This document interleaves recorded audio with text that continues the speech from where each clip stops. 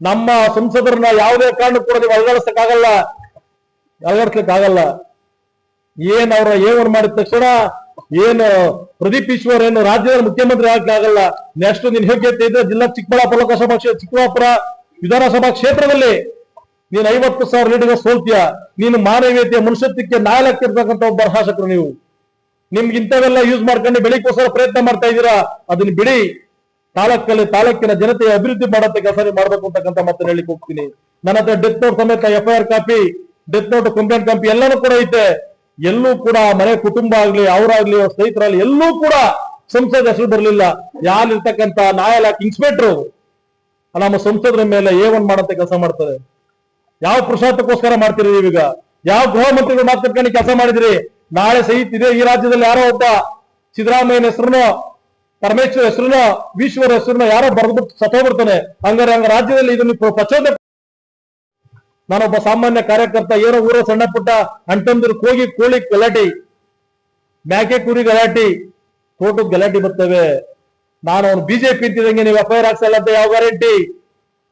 ನಾವು JDS ಅಂತಿದ್ದಂಗೆ FIR ಹಾಕ್ಸಲ್ಲ ಅಂತ ಯಾವ ಗ್ಯಾರಂಟಿ? ಸಂಸದರನ್ನ ಬಿಟ್ಟಿಲ್ಲ ಅಂದ್ರೆ ನಮ್ಮನ್ನ ಬಿಡ್ತೀರಾ ಇಲ್ಲ ಅಂತಕ್ಕಂಥದ್ದನ್ನ ನಾವು ಯೋಚನೆ ಮಾಡ್ಬೇಕಾಗ್ತದೆ.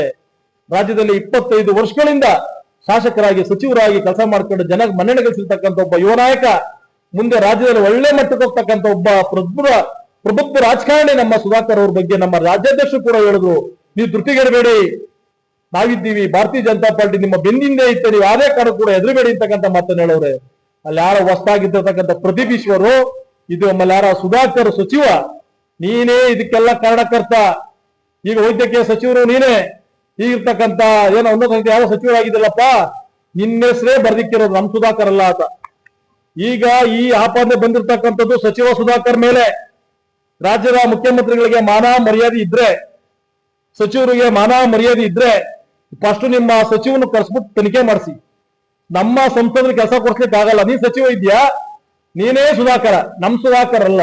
ನಿಮ್ಮ ಸುಧಾಕರ ಚಿಂತಾಮಣಿ ಸುಧಾಕರ್ನೇ ಈ ಸಾವಿಗೆ ನೇರ ಹೊಣೆ, ಬೇರೆ ಯಾರು ಅಲ್ಲ.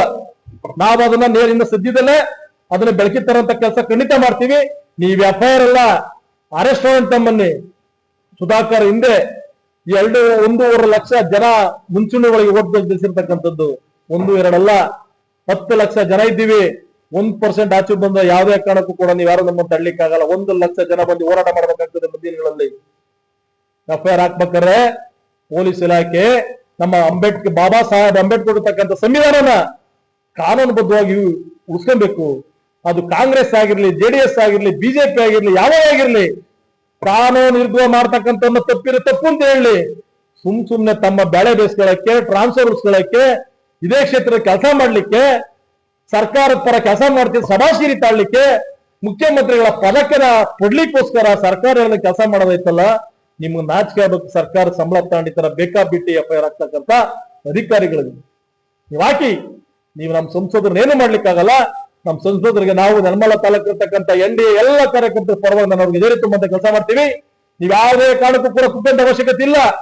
ನೀವು ಏರ್ಪೋರ್ಟ್ಗೆ ಇದೇನಾದ್ರು ಕೂಡ ಸುಳ್ಳು ಅಂತ ಆದ್ಮೇಲೆ ಏರ್ಪೋರ್ಟಿಂದ ನಿಮ್ಮನ್ನ ರಾಜನ್ ತರ ಮೆರವಣಿಗೆ ಮಾಡ್ಕೊಂಡು ಕರ್ಕೊಂಡ್ಬರ್ತೀವಿ. ನಿಮ್ಮನ್ನ ಚಿಕ್ಕಬಳ್ಳಾಪುರ ಕ್ಷೇತ್ರ ಕರ್ಕೊಂಬರಂತ ಕೆಲಸ ಖಂಡಿತ ಕೂಡ ನಾವು ಮಾಡ್ತೀವಿ. ನಿಮ್ಮ ಮೇಲೆ ಆಪಾದನೆ 1000 ಬರಲಿ, ನೀವೇ ನಮ್ಮ ಧೈರ್ಯ ಹೇಳ್ತೀರಿ.